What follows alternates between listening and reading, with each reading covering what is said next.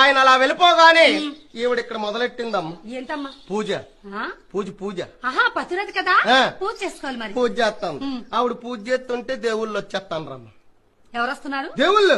దేవుడు రావడం ఏంటి? మా పూజ దేని చేస్తారా? దేవుడి కోసం. దేవుడి కోసం పూజ చేయనప్పుడు దేవుడు రాడా? రాడు. ఊరుకో రాడుగానే. ఊరుకా రాడంటే నువ్వెప్పుడు పూజ చేయగల? నేను ప్రతిరోజు పూజ చేస్తాను తెలుసా? ప్రతిరోజు పూజ చేస్తాను. నీ పూజకి దేవుళ్ళు రారా? ఆహా, ఒక దేవుడు అని రాడా? ఒక్క దేవుడు రాడు. మరి ఎందుకమ్మ నీ పూజ అనవసరం? పూజ ఖర్చులు దండుగు.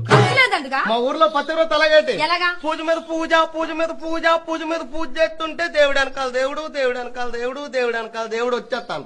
ఈ వచ్చి దేవుళ్ళు ఈ ద్వారం వంట రావడం, ఇక్కడ పూజ చూసుకోవడం, దక్షిణ సమర్పించడం, మరలా ఈ ద్వారం వంట పోవడమే. అది కాదు, ఈ ద్వారం వెంబడి వచ్చిన వాళ్ళు మళ్ళీ ఇలాగే కదా వెళ్ళాలి. అమ్మో దేవుడు దేవుడు గుద్దుకొని ట్రాఫిక్ జామ్ అయిపోద్ది. ఒక దేవుడు సంగతి ఇంకో దేవుడికి తెలియకూడదు. అది సంగతి. ఆవిడ పూజ మీద పూజ